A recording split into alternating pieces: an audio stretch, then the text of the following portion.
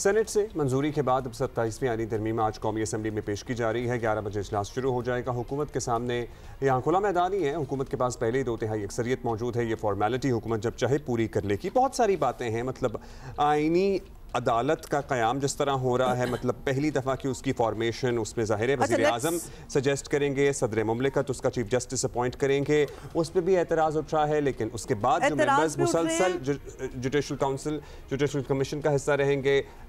وہاں سے کچھ سوالات پیدا ہوتے ہیں۔ سوالات تو بہت سارے پیدا ہوتے ہیں، تو جیسے کہ ہمارے گیسٹ ہیں نا، تو ان سے پوچھ لیتے ہیں۔ سینیٹر رانا ثناء اللہ نے ہمیں جوائن کیا ہے، مشیر وزیر اعظم برائے سیاسی امور ہیں۔ رانا صاحب کیا حال ہے آپ کا؟ رانا صاحب، جیسا کہ بہت پہلے سے ہی آبویسلی پتا تھا، 27ویں ترمیم جو ہے وہ فٹافٹ پاس بھی ہو گئی، لیکن نہ یہ متفقہ ہو سکی، نہ ہم اسے مکمل غیر متنازع کہہ سکتے ہیں۔ تو کیا آپ کو لگتا ہے کہ 26ویں ترمیم کی طرح یہ معاملہ بھی عدالتوں تک جائے گا؟ یہ بھی ختم نہیں ہوا؟ دیکھیں، اس پہ فٹافٹ کا لفظ جو ہے یہ میں نہیں سمجھ سکتا کہ یہ آپ نے کس پیرائے میں جو ہے وہ استعمال کیا ہے۔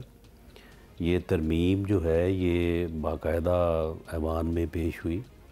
پیش ہونے کے بعد جو ہے یہ کمیٹی کے سپرد ہوئی، جو کہ ایک طریقہ کار ہے، جو رولز آف پروسیجر ہیں۔ وہاں پہ جو کمیٹی ہے وہ 3 دن جو ہے وہ وہاں پہ بیٹھی ہے۔ انہوں نے ایک ایک شق کے اوپر جو ہے وہ غور کیا ہے، بعض چیزیں جو ہے وہ ڈیلیٹ کی ہیں، بعض چیزیں جو ہے وہ ایڈ کی ہیں، اور اس دوران ہاؤس میں جو ہے وہ اس کے اوپر بحث ہوتی رہی ہے، اور کافی لوگوں نے اپوزیشن سے بھی اور ٹریجری بینچز سے بھی ہے لوگوں نے سپیچز کی ہیں۔ تو اس کے بعد پھر کوئی تقریباً 5 سے 6 گھنٹے کا جو ہے وہ وقت لگا ہے، جس میں پہلے کچھ تقاریر ہوئیں، اور اس کے بعد پھر وہ پورا پروسیجر جو کانسٹیٹیوشنل امینڈمنٹ کے لیے آئین میں درج ہے، جو طریقہ کار ہے، تو اس کے مطابق ایک ایک شق کے اوپر جو ہے وہ باقاعدہ ووٹنگ ہوئی ہے، اور اس ووٹنگ کے بعد جو ہے وہ یہ کانسٹیٹیوشنل امینڈمنٹ جو ہے وہ پاس ہوئی ہے۔ تو اس میں نہ تو کوئی جلدی والی بات ہے، اور پھر ایسا بھی نہیں ہے کہ اس کے اوپر جو ہے وہ کوئی ہفتوں اور مہینوں بیٹھے رہنے کی ضرورت تھی۔ اس کے اوپر بحث ہوئی، تجاویز آئیں، اور جہاں تک متنازع یا غیر متنازع ہونے کی بات ہے، تو دیکھیں ایک آئین میں طریقہ کار ہے کانسٹیٹیوشنل امینڈمنٹ کے لیے، اور وہ 2/3 میجورٹی ہے۔ تو جو چیز 2/3 میجورٹی ووٹ حاصل کر کے پاس ہوگی، تو اسے آپ غیر متنازع تو نہیں کہہ سکتے۔ باقی اپوزیشن جو ہے، اپوزیشن نے تو اگر اس کے اوپر اتفاق رائے کے لیے کوئی بیٹھنا ہوتا تو وہ کوئی تجویز لے کے آتے، وہ یہ کہتے کہ جی آپ اس چیز کو جو ہے وہ اس طرح سے کر دیں، یا ہماری بھی بیچ میں کوئی تجویز شامل کر لیں۔ تو اپوزیشن کے متعلق تو آپ کو پتہ ہے انہوں نے اسٹینڈنگ کمیٹیز کا بھی بائیک آؤٹ کیا ہوا ہے، وہ بیٹھنے کو بھی تیار نہیں ہے، گفتگو کرنے کو بھی تیار نہیں ہے۔ اچھا رانا صاحب، اب اس ترمیم کے سامنے آنے کے بعد یا اس کی منظوری تک ہر مرحلے میں اپوزیشن نے جس حد تک کر سکتے تھے مزاحمت کی، شور شرابہ بھی کیا، کاپیاں بھی پھاڑیں، سخت الفاظ بھی استعمال کیے، سیاسی مخالفت کے ساتھ ساتھ ایک وجہ یہ بھی تھی کہ حکومت نے اتحادیوں کو تو اعتماد میں لینے کی کوشش کی تھی، لیکن اپوزیشن کو سرے سے اعتماد میں لینے کی کوشش ہی نہیں کی، جو کہ ہم نے 26ویں آئینی ترمیم کی دفعہ دیکھا تھا۔ تو اگر ایسے رویے ہوں گے تو حکومت اور اپوزیشن کے درمیان جو پہلے ہی اتنا ڈسٹنس ہے سر اور بڑھے گا، اور دوریاں ہوتی چلی جائیں گی۔ مطلب ایک کامیاب جمہوریت کے لیے، یا کامیاب کو نکال بھی دیجئے، ایک جمہوریت کے لیے حکومت اور اپوزیشن کا دونوں کا فنکشنل ہونا ضروری ہے نا؟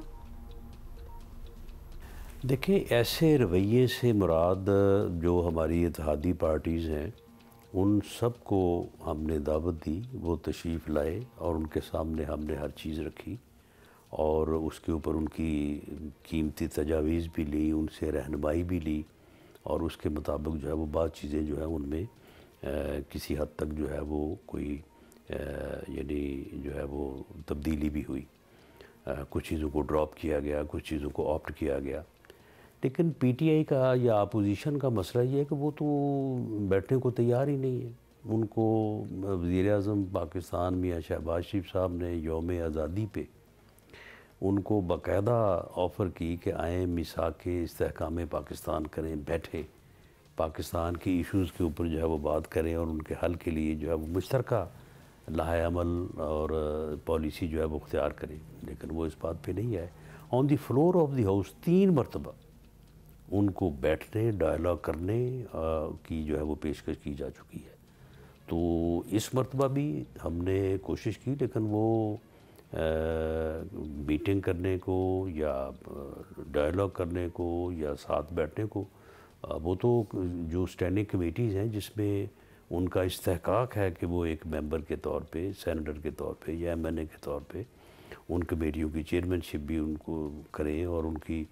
جو ہے وہ وہاں پہ نمائندگی کریں۔ انہوں نے تو وہاں سے بھی جو ہے وہ ریزائن کر دیے ہیں، وہاں سے بھی وہ نکل گئے۔ تو یہ تو ان کا رویہ ہے، ان کا رویہ یہی ہے کہ انہوں نے یہی کچھ کرنا ہے، یہی وہ اس سے پہلے کرتے رہے ہیں، یہی کچھ انہوں نے آگے کرنا ہے۔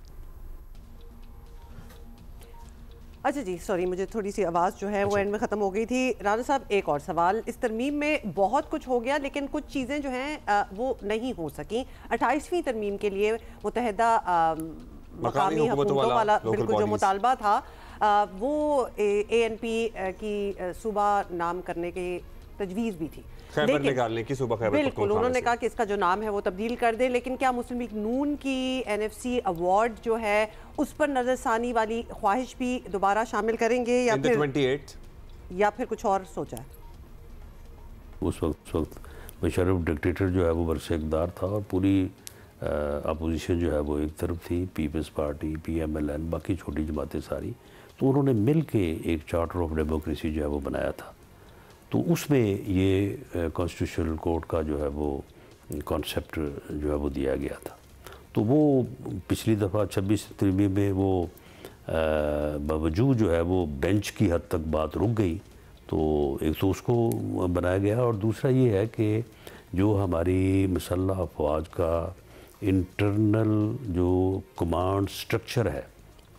اس میں جو عصر حاضر کے تقاضے ہیں، جو ہمیں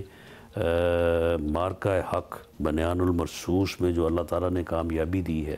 اس سے جو لیسنز یا جو ایکسپیرینسز حاصل ہوئے ہیں، تو اس کے مطابق جو ہے وہ اس کے انٹرنل سٹرکچر میں جو ہے وہ تبدیلی کی گئی ہے، جو کہ ضروری تھی، اور وہ بالکل ایک پروفیشنل جو ہے وہ معاملہ ہے، اس میں کوئی سیاست یا سیاسی بحث مباحثے والی بات نہیں ہے۔ ہم چاہتے تھے کہ ایجوکیشن سے متعلق، ہیلتھ سے متعلق، پاپولیشن سے متعلق، لوکل باڈی سے متعلق، تو یہ سارے ایشو جو ہیں ان کے اوپر کوئی کنسنسس نہیں ہو سکا، اور لوکل باڈی کے اوپر خیر کوشش بھی کی گئی کہ اس مرتبہ کچھ نہ کچھ کو پیش رفت ہو، لیکن بہرحال یہ سارے جو بنیادی اور عوامی اہمیت کے معاملات ہیں، اس کے اوپر جو ہے وہ ڈسکشن کا، غور و فکر کا آغاز ہو چکا ہے۔ تو اب جیسے ہی بات آگے بڑھتی جائے گی اور جیسے جیسے کنسنسس ہوتا جائے گا، تو اس کے مطابق جو ہے وہ پھر یہ امینڈمنٹس بھی جو ہے وہ ہوں گی، کیونکہ 2/3 میجورٹی کے لیے ایٹ لیسٹ جو ہے وہ اگر سب میں نہیں تو کم از کم جو ہے وہ 2/3 جو کہ ایک بڑی اکثریت ہوتی ہے، تو اس کے اندر کنسنسس ہونا جو ہے بڑا ضروری ہے۔ تو اس لیے ان معاملات کو جو ہے وہ زیر بحث، زیر غور و فکر رکھا جائے گا، اور جیسے جیسے کنسنسس ہوتا جائے گا تو وہ امینڈمنٹس ہوتی جائیں گی۔ شکریہ آپ کا، تھینک یو، بہت شکریہ، تھینک یو۔